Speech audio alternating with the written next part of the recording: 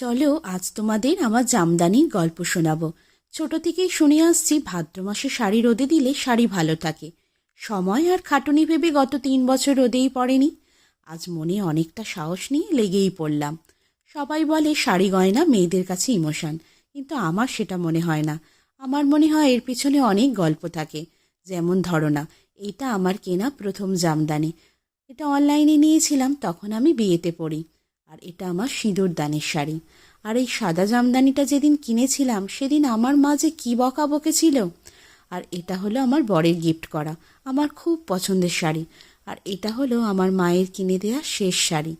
এই রকম কত গল্পই না থাকে। আজ সারাদিন শাড়ির চক্করে ছাদে ঘুরে ঘুরে ট্যান তো অবশ্যই পড়বে। এখন বসে বসেই যক্ষের ধন পাহারা দিচ্ছি। আর কত কিছুই ভাবছি, কোন শাড়িটা কিনতে গিয়ে ঠকে গিয়েছিলাম, কোনটা লাভে পেয়েছিলাম, এই সব। আমার শাড়ির প্রতি ভালোবাসা শুরু হয় যখন বিএড করি, সেই সময় থেকে। আর একজন এত শাড়ি একসঙ্গে দেখে অবাক তো হয়ে গেছে, আর মনে মনে কী মতলব করছে কে জানে। আর শাড়ি কিনে দেবে তো? শাড়ি তো রোদে পড়ে গেছে, এবার গোছগাছের পালা। চলো ভিডিওটা তবে এখানেই শেষ করি। ভালো লাগলে একটা লাইক দিয়ে চ্যানেলটা সাবস্ক্রাইব করে নাও।